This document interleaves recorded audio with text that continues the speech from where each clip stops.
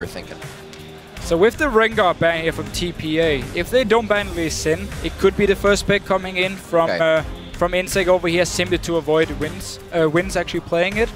And it might be a bait from TPA to say, okay, you first pick the Lee Sin, we maybe get something like a Ryze, we can maybe get a Zillion pick, we can also ban the Zillion so we don't pick it. Tristana could be an option for bebe, has been one of his big champions in the GPL as well. I feel like Royal Club is really looking to get Aurelia for Cola. Like, the fact that they're blue side, basically, Alistar and Maokai are almost always red side bans, but they just don't play it in the top lane, so their ban base is really messy here. I mean, I've seen them play Maokai once. That was against EDG in the regionals final, where they actually first picked it. If they go Ryze here, Lee Sin would fall into the hands of TPA. And that's usually not good. That's usually not good in the slightest. Quite a bit being left up here, and it is going to be locked in. Do they take away? What else do they get? Wins is actually going to be looking at Kha'Zix right now, the Trist. What an interesting champion. What the? So you don't take your best jungler so far in the tournament. Instead, you give it to inSec, who's actually been performing pretty well on Lee Sin. Not to his Rengar level, but still. And the Ryze pickup for Cola in the top lane. I mean, we've seen him 2 games in a row now underperforming lane. Still, clearly, Royal Club, they trust in his ability to use this Ryze to carry. And also, they don't want to play against it. Apparently, Win's not feeling that it needs the Lee. inSec grabs it. The Nami as well. So Janna's left up for the Trist combination coming into this one. Really? I'm at a loss from GPA not taking Lee Sin right here. They can get Janna easily. Yeah. Right. I kind of expect it. It would be a great pick against Lee Sin as well. It's probably not going to happen. Exactly. What is I mean, the Janna pick here for TPA, if they do lock it in, would be great against Lee Sin because you can interrupt him. You have both your Monsoon, you have your Hurricane. So if he tries to go in and actually, funny enough, inSec you and kick you into his own team, you can interrupt it easily as Janna here. So, one thing though, is the Nami is a good pick against the Janna. They were watching the games earlier today. Of course. Okay. World Clippers DSM. I can see the Thresh here, but Janna makes more sense. You have Janna Tristana. It's been probably the strongest 2v2 lane we have seen. All right, back on track. So far. Back on track. We got the Janna pick here against Lee Sin. So maybe TPA's plan was actually to bait out their Lee Sin from inSec and then have the Janna as the kind of the counter pick to it. At the same time, you have Tristana as well, who should be able to handle herself. And as long as she doesn't get kicked instantly by inSec, you have to jump. You have your ulti as well to shoot him away from you. Therefore, you have a very strong bottom lane now, which they are going to need against Uzi and Zero. I can't see Uzi not picking up the Lucian here.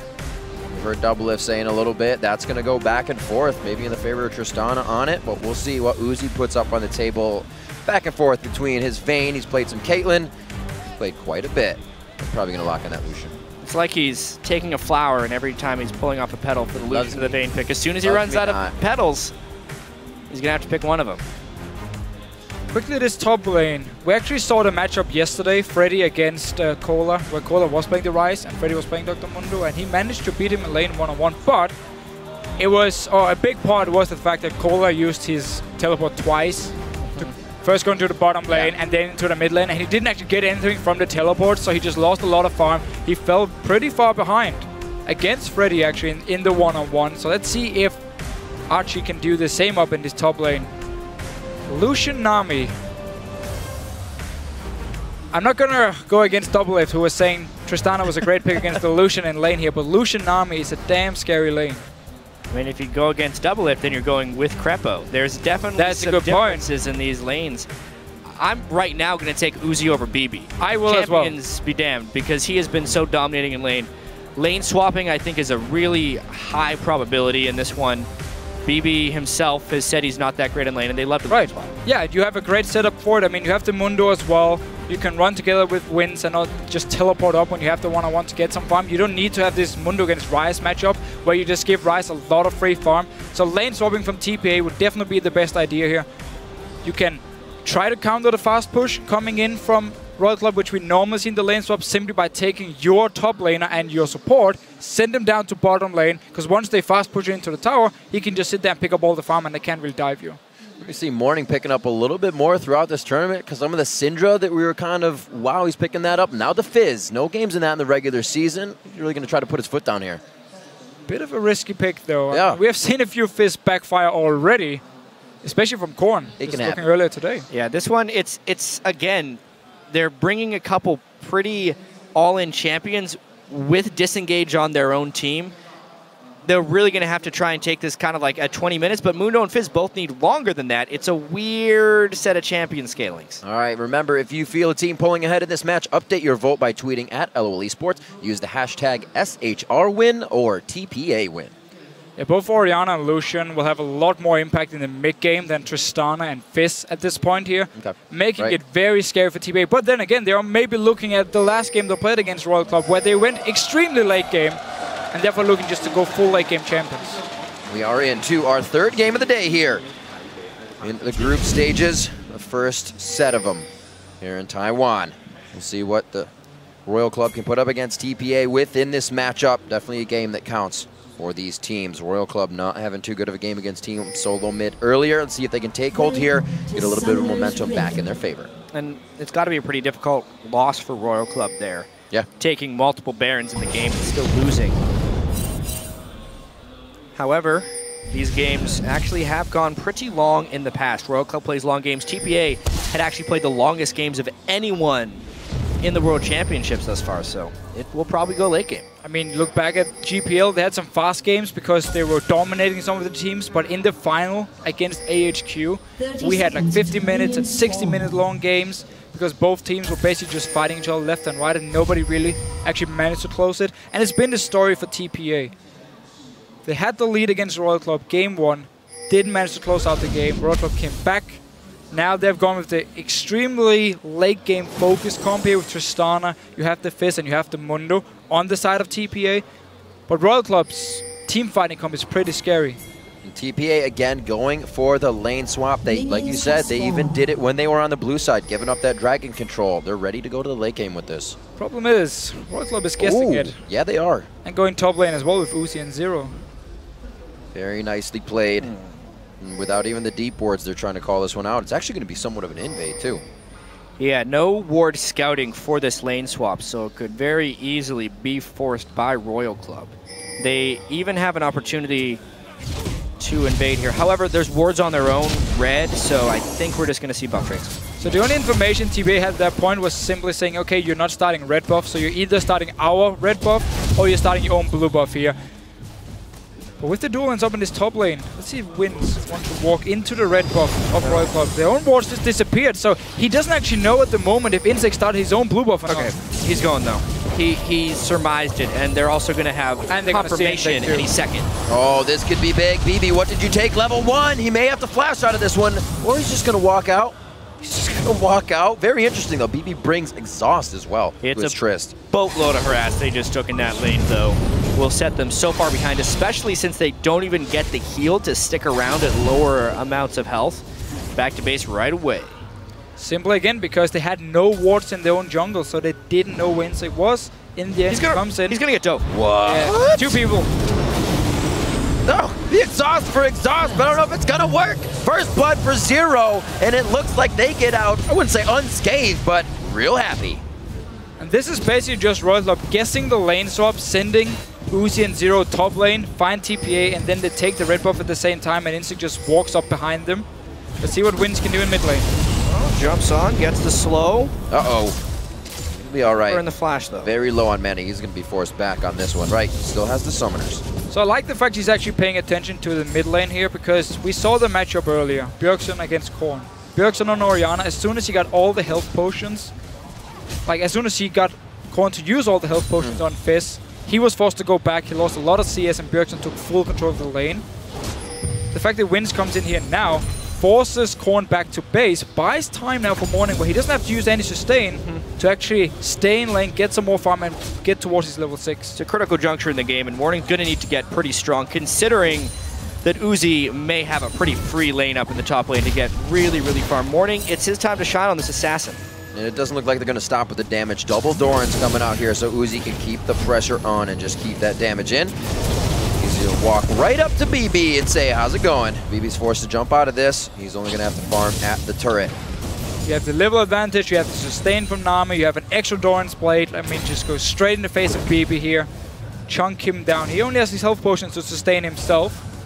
And TPA at this point, they might have to swap down to bottom lane with their dual lane because they can stand here 2v2. I'm honestly very surprised they even came back to this lane. Oh, bubble from the brush, and it could spell trouble. Another kill coming in for Uzi on the last shot. bebe sticking around. Zero taking a shot. He is going to, walk it in. Double kill coming in for Uzi. That's going to be transferred back over. A nice little shutdown coming in for wins. Oh, even so, that is a whole bunch of damage, but where did the second kill come from? Uzi. The tower, I'm pretty sure, actually killed Zero just before here, but they saw Wind come up to top lane, and they're like, okay, we can't escape, and let's just go for the dive, at least from Uzi's point of view. Hey, that actually works out. As far as the counter game, surprised me, actually. I missed the kill, but we're going to get one more look here. They get the double bubble, obviously. Nice shot right off the bat. And then here, yeah, I think Zero, he's tanking church shots. Walks in first. Just flashes too late. Cannon minion got him as well, but since bebe had tagged him, bebe ends up getting a kill off of that one, and that really keeps him in the lane. Keeps him in the lane, and he goes for that gold generation off of his buy as well. Trying to stick up and keep that gold coming in. Trying to get a little bit more damage onto Uzi so we can get a harass on. You see, take a J to half health with the Lightbringer and then 2 passives. Zero still trying to hit shots, and inSec now getting in the Hero wins. That is pretty greedy from bebe up in this top lane here. Going for his gold, put 10 item towards the static shift and not actually getting it. Even trade in the first place. Exactly, not even getting a Dorn's Blade or anything, just very greedy play. If he's going to be building an Avarice Blade, swap lanes. Go against Ryze in a 1v2 or a 2v1. So again, they're having a pretty good time, or Achie down this bottom lane is having a pretty good time one-on-one, which would be the only reason for TPA to not lane swap. But your Tristana, who needs to get to the late game, who is really weak in the mid game compared to a Lucian, is having big trouble. Yeah, definitely going to have to question double lift on this on the desk when we go back to the analysts. Matchup isn't working for Trist this time. We'll see what bebe had in mind with that exhaust play. Maybe it'll come in big later when he's bigger and trying to make plays.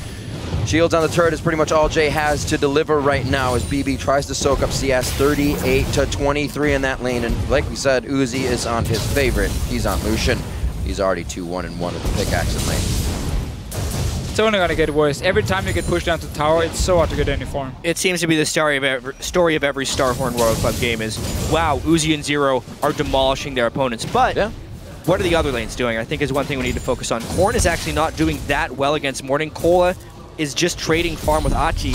Considering it's a Mundo versus Ryze matchup and Mundo has not been kept down at all pre-6, the other lanes are going quite well for TPA. This is fairly similar to the TSM game we saw at the very start of the day. And it was kind of the question actually coming into the whole tournament. How good are the solo laners from Royal Club? Because Korn has definitely been stepping up his game and been getting better and better. But Cola down his bottom lane, I mean, when he's facing people like Going from OMG, he's always been in trouble and been actually losing the lane matchups. And this time around, it's just all focused around this bottom lane from Royal Club being probably the best in China in the laning phase. And then, of course, inSec making the big plays from the jungle. And then the solo laners just kind of had to survive lane, focus on farming, and just join in for the team fights. Speaking of surviving. Wins not level 6 yet. Tries to get in from the outside. Gets a little bit of a jump, but no upgrade on anything for him. And they don't come up with enough damage. Everything was used on that one by Morning.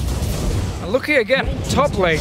bebe was forced back to base. He's now going to return to the top lane, which means Royal Club can just run straight down to Dragon with Uzi, with Zero, because bebe is stuck in this top lane trying to catch up now and just sit and farm. I mean, he can't even freeze the lane because he has his E actually, so he's going to kill the minions. So he's going to push the wave.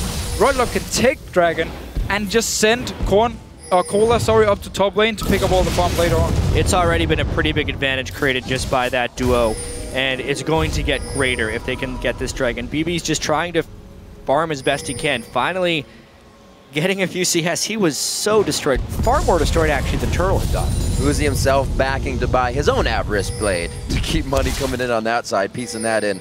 Doesn't want anything to go to the wayside. Looks like Royal Club is putting their foot down now. It's going to be objective time, or at least clearing the wards. Again, here, just go straight to Dragon. You know their enemy AD carries in top lane. He can't join in, so you're going to be 5 members. Cola right now is going to teleport to the top lane, pick up all their lovely farm, and Royal Club at the moment just fully controlling this bottom lane. It's just textbook right here from Royal Club. How to use one lane that is ridiculously strong and create advantages throughout the map. Yeah, and it all started with the fact inSec could walk into the jungle level 1, take the red buff. TPA had no wards on it, and had no wards on the blue buff either, so they didn't know if he started actually on the blue buff or on the red buff. And then he just walked up behind, forced a flash from Jay. bebe got pretty low. Yeah. They had to go back to base, and from there on and out, they were just too far behind. And you know, Jet, you mentioned the other lanes, they are trying to make a play here. Quite even, but this could teeter it. Those other lanes are quite even, barring that Dragon Gold that just came into super, or I said it, there it is, Starhorn Royal Club. But they can still keep it going. The bottom lane is pretty hot right now, so I don't blame you. Uzi is now again in the 2v2.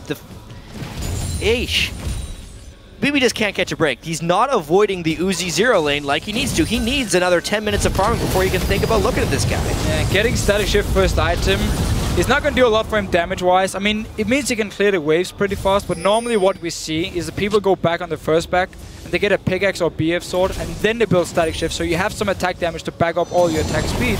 Now he's just going to have a lot of wave clear. inSec down his bottom lane, so even when his bottom lane is winning, he still wants to come in and help.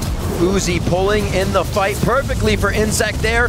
And it's going to be the jump out, however, from bebe. They realize that's coming in. They did have a ward in that brush on their side, but it's not going to keep them safe for long. Turret after turret, though. Uzi is manhandling bebe in this lane, and they just can't keep their building safe. The gold lead is just going to get greater and greater until they swap this off. They need to have Mundo following Uzi around because he at least can take a few hits. Imp did come around to Uzi and let him know was the #1. That top player in the AD carry position, and right now he's showing why. inSec's going to come down and give a little bit more help here. Doesn't look like they could get much out of it, but the pressure is still keeping TPA on their heels. Can they actually get a kill here? Morning does have ulti. I want to go for him, but he has flash. He has a pink ward he can jump to as well. See just how ahead Royal Club is, even out of position.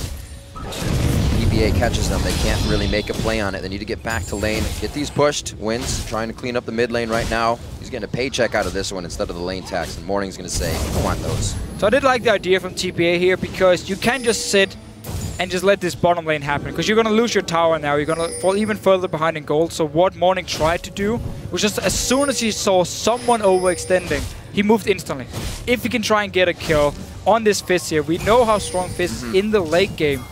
But he needs to get the kills, because otherwise his team is going to take too long to get in there. He's got to land those sharks as well.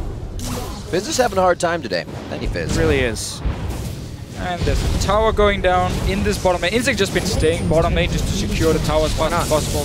He can go mid lane now. Fizz has no safe wave clear. The only way he can clear the wave is by jumping in on his E. And then you're gonna die instantly after here. So they can just rotate Uzi and Zero to this mid lane and start pushing it in on the tower. Win stays, even after Chum the Water misses. You can kind of see that Fizz play from Morning is not something he's comfortable with right now. This blue is going to be taken out by Royal Club. That one actually, I believe, went over to Uzi, so he can continue this fight on. Didn't get Ardent Blaze on that, but he is able to push them out. He says, thank you very much. A little baby leap over the wall by Wins. He's just had such a limited impact here on Kha'Zix. I'm still going back to Champ Select and wondering why he would not pick Lee Sin. Yeah. Especially when they're against inSec. It's just a total missed opportunity. Obviously, the Trist as well has been demolished, and this is turret number 3 that Uzi and Zero are going to be taking. Great pressure from Royal Club across the board. Playful and Trickster in and out just for Morning to give a bit of harass, but not even deterring Royal Club. They stay for a bit more farm. And because Royal Club is just taking all of these towers down, I mean, they're sitting on a lot of gold already. I mean, once they go back, Rod of Age is going to be completed for Ryze, of course. The Thie's going to be completed for Korn. He might just wait till he can actually afford a large rod as well. And of course, Uzi should be able to either complete his Infinity Edge if he wants to, unless he wants to get like maybe the Ghost Blade first and just keep being extremely aggressive. Yeah, Uzi actually has a tendency of waiting far too long to go back to base when he has an advantage because he's tremendously greedy as an AD carry. However, I'm honestly a little upset with TPA. I think they could have done so much better this game in almost every facet. Even if they're going to end up going with wins, at least swap bebe around a little bit better than Uzi. At least scout. And the thing that annoys me the most, it's not like they don't know how to do these things. I've watched their games. They've done them in the past. They're just not doing them now in a game where wouldn't it be spectacular for them to win this in front of the home crowd and play huge spoiler to Royal Club? Something not really on the table for the moment. We're seeing Zero now join to the bottom lane, backed up by BB and J. They're trying to take white and get everything they can on limited resources. 130 to 79 in that CS. Uzi able to pretty much push forward in this lane almost by himself. Zero's obviously there, but Uzi's ready to bait in an initiation and win that fight. Shots from BB coming in 8 and 7 to a 9 and 7 right now. Seeing the gold across the board, 62.02 to that 42-ish hundred of BB's. And again, we talked about this static shift for BB here before. Right. He needed it for the wave clear, especially because you have the Fizz and you have the Mundo, which is not really going to provide a lot of wave clear, so now it's all about wins and BB providing it. But it just makes him so weak in straight-up fights and make it even easier for Uzi to keep pressuring him. And now we're really hitting the point where Tristana is this extremely weak mid-game, which you can punish. And Royal Club, they have no reason to slow down. Let's see what happens in mid lane. There's a bit of a hit. Morning not really winning this fight, though. The Ignite goes down on both sides. He pulls the ball to him. Perfect move by Korn to deliver it back out with the Q. Nicely done there. The teleport coming in. Oh, this is going to be Cola. Does he have the home guards? No, he's just coming out of where it can. Instantly getting that from Nami to continue the slow on his auto attack. Looks like they're going to continue onto this turret now as well. Beautiful play by Royal Club to press an advantage. Just so much pressure across the board. Orianna has already killed Fizz. They got enough harass down. There's that Lee Sin. Getting the jump in, not able to apply the insect. Enough to get the kick back, but they're going to get the turret, and they are happy with that. Yeah, but his name alone forced the jump immediately from BB. So like, true. I'm getting out of here right away because I don't want to die. I think TPA kind of mind gamed themselves in this one. Last time in the picks and bans, last time they played, they banned. Oh dear, Wins could be going down. The bubble just misses there. Cola's going to pursue. I don't think Morning should help onto this one, and he is forced to flash out. Aggressive play. Honestly, TPA they were greedy in the jam select. They're saying, okay, let's pick this like full late game focus. We have the Kha'Zix as well, which is going to outscale like a Lee Sin in team fights. So we're just gonna pick this late game and just hope we can survive, or believe we can survive the laning phase, the early game. But if you don't do anything to even try and save your Tristana, who needs to get to the late game, sacrifice your Mundo. I mean, send him against Uzi, let him get a few hits in the face. Then you're never gonna hit your late game point, unless Royal Club decides to dance around Baron now for the next 10-15 minutes, 20 minutes we could say as well. I don't think it's going to happen. I feel like Morning felt he was going to be playing Orianna this game. Last time these two teams played, they banned Fizz against Korn, but left it up this time. Korn didn't have a very good Fizz game earlier, so he didn't want that back. Old reliable Orianna. Yep. And always, all things lead to Orianna, it seems like, at Worlds. Ever since Season 2. Yeah. Trying to put up numbers on the side of TPA right now. They are down in CS in multiple lanes. Achie really the only one, and Wins, who's been keeping himself in the jungle, is keeping that up. He's got to be putting pressure on the map, though. See Royal Club in every lane now, keeping the pressure on. They're basically just waiting now for the second item being completed on every single carry, and that's why they've just been kind of slowing down just for the last few minutes, because they want to have the death cap completed on Korn, you want to have your static shift completed on Uzi. So we haven't seen them go like full aggressive for the last few minutes. They can still do it if they want to. They've also taken so much so fast. I mean, 4 turrets, 18 minutes in. There's no dragon currently on the board. And honestly, TPA has just been conceding rather than contesting. So there's not much for Royal to take at the moment. We do see every single member from TPA buying some wards because they know we have to ward up our jungle. If we want to have any chance of catching anyone from Royal Club out of position, we have to have full wards in the jungle. Maybe Morning can pick up a kill. They also need to be in the lane ready to defend. And we talk about the lack of wave clear unless it's BB or Wins being there. Even Wins alone won't do enough.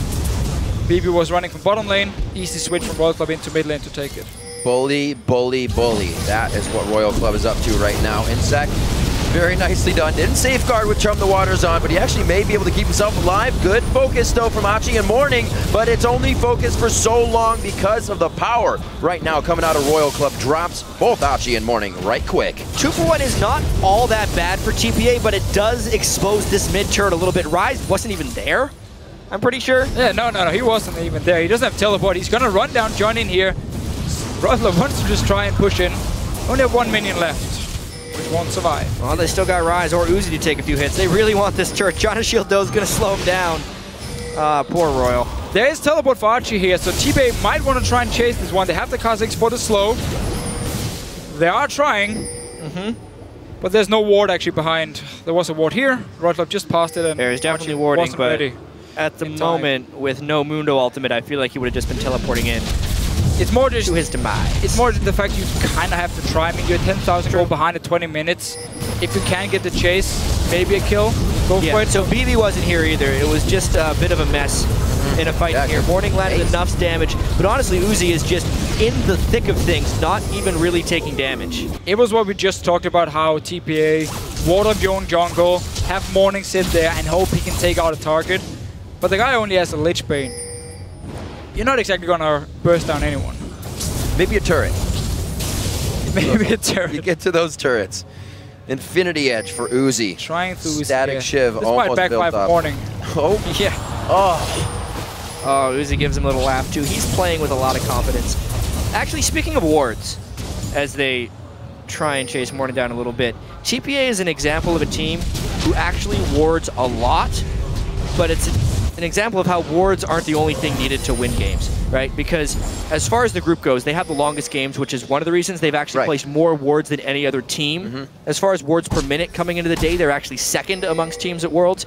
But the way they ward, they have some defensive wards, they overward defensive spots, they don't necessarily move their wards properly, and they're not really using their wards to take advantages, which is one of the big reasons. You can ward up, but if you're just going to let the other team walk through your wards and do whatever you want to them, they're worthless. Exactly, and the last point is exactly why they didn't manage to beat Royal Club first time around, because they had a lot of wards down, just never managed to place it properly, never got any advantage from the wards, and ended up going full late game. And Royal Club, they're not going to do the same here. Already put up a lot of aggressive wards here, pushing up. And it's that second item. There. It's the second main item you talked about. Death Cap on a Corn, Static Shiv on a Uzi. Easy push. A lot of front-end damage coming out of Royal Club now. TPA needs to just fight because Uzi's not there yet. They're in a good spot. They have bebe's Cola walking down. bebe was back in base. Achie is back in base.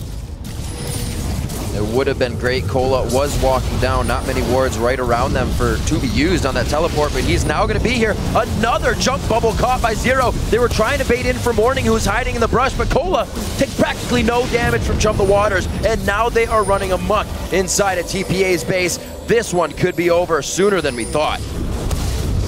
I wonder if TPA is going to fight them ever at this point. bebe gets shockwaved in. They don't have the minions to push in, and TPA doesn't have the strength to push in against Royal either.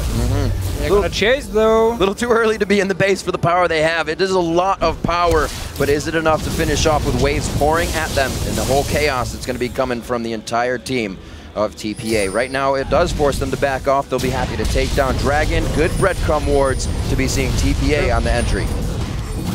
They might actually look to fight here. They're moving down every single member. bebe's still farming the lane, however, so he's not there just yet. No ulti for Corn. Let's see if TPA can do anything at all. Oh, they want Uzi to go hard. Low on mana. Even Uzi safe. TPA trying to make a move here. This might be what they need. Maybe getting out Zero. He does not have the tidal wave right now to be used, but TPA now second guessing even their own moves here. There is also a bot lane tower because TPA doesn't have a single tower yet. Which could just fall back to the tower. Now they're just pushing up here. Ultis are ready very, very soon. Feeling confident once again to push up and go straight for this tower. 23 minutes in, a super charged up Ryze as well. Rod of Age is probably still ticking or even full with the Saracen Brace completed here. And after we've seen a few games where the team in the lead early on just go Baron and dance around for 5, 6, 7, 8 minutes, it's refreshing to see I'm glad to see Royal Club saying, we don't need the Baron at all. Let's just keep pushing up. We get so much damage on the tower every single time. And if you want to fight us, then you die. What a ridiculous amount of damage. Always starting the fight without full HP. This is going to be the fight. It's left and right. Slowly going down to the inhibitor turret. The Howling Gale is the only thing they're really trying to put out as defense. As Achie standing his ground, giving him the business. A pretty nice drum to waters, but again, onto Cola, one of the tankiest people that they have. Morning just getting kicked around, and he's forced to defensively leave the fight. inSec misses on the Sonic Wave, and they are still holding true in front of TPA's base. Maybe a slight get Corn's real low. First Zero goes down. That's Corn going down in the beginning there. Zero actually still alive, but he's yet for this, or long for this world. There into the fight is going to be inSec. He does not have the kick up right now. He used that just onto Morning. And very low. Royal Club enters the base. Jay's got some hits coming towards him, but inSec backs off because they're getting the space they want inside of TPA's base. They are just so far ahead. They have so much pressure. They have so many minions. There's actually double super minion wave that would be pushing in here. Uzi doesn't even have lifesteal. It would be rather greedy to finish on? up. Uzi never has lifesteal. Oh, that's true. Fights like he does, but doesn't. Obviously, Royal Club's in total control of this game. There's a few tendencies we picked up amongst Uzi and Zero. First off, Uzi pretty much never builds lifesteal until last item, unless he's playing Vayne. Of course, he'll build Blade of the Rune King. And Zero finishes his support item full complete almost every single game. Here we go. Very low. Corn actually being caught out here. Just flashing over, and TPA does manage to pick up a kill. Yeah, Problem is, they're just still so far behind. Yeah, this was the power of Ryze and Lucian here in close quarters. Obviously, bebe gets blown up as soon as he gets close, and the inSec tries he may. He's not able to finish off kills. He's going damage. Oh! I felt that. It hurt a little bit. Sometimes it hurts to watch something. It does. Just go, ow. There was a sting there. 26 minutes on the clock. 26 seconds till bebe gets back onto the rift. So one thing Uzi gains by not building lifesteal is more all-in potential and just more straight-up damage. As long as he's opting into the right fights, he doesn't care as much about sustaining in between them. Always just trying to maximize his damage. One-on-one, Morning inSec. Oh, whoa. TP coming in from Cola as well. Morning not looking too healthy right now. Jay takes that one.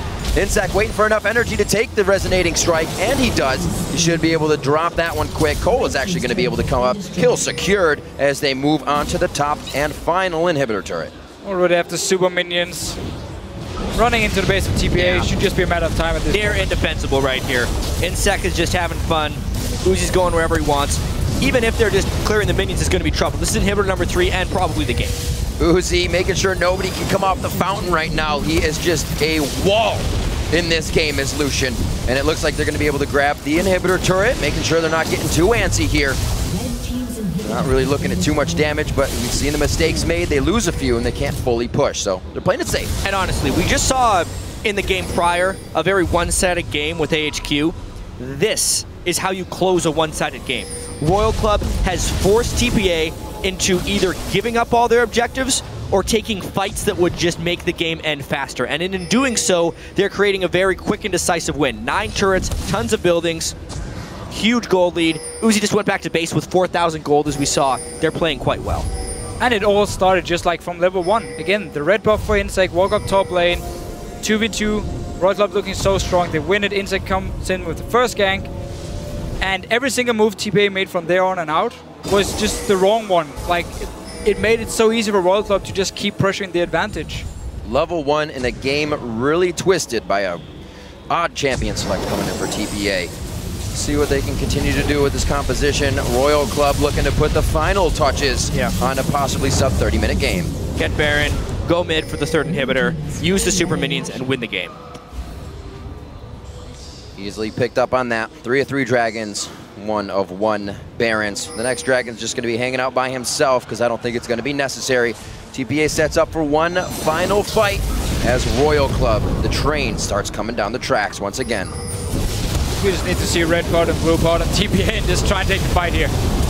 That's the Mundo going down first in the blink of an eye. Not what should be happening. It's going to be the Nexus turrets. It will be sub 30 minutes. Uzi able to take the full combo coming in from Morning, and he stays alive. Onto the Nexus turrets. Onto the Nexus. 13-5. Royal Club will take down Taipei Assassins. Royal Club doing a good job to come back from their defeat earlier to TSM. This game left no doubt about who was the better team. Royal Club 5-1 in the group. Just wow. That is what that game is. And you're right, 5-1. Now their record as they have played out their matches here in the group stages. So it's basically all about TSM now. If they do manage to beat SK Gaming, we're going to have the tiebreaker for first place. And as the analyst desk was talking about, either you get first place and you dodge around Samsung White, or you end it at the quarterfinals. But you should never say never. There is still room. There's still room. You have to play the games for a reason. Exactly. I mean, while Samsung White would be the favorites, you can still beat them. I mean, they're not unbeatable.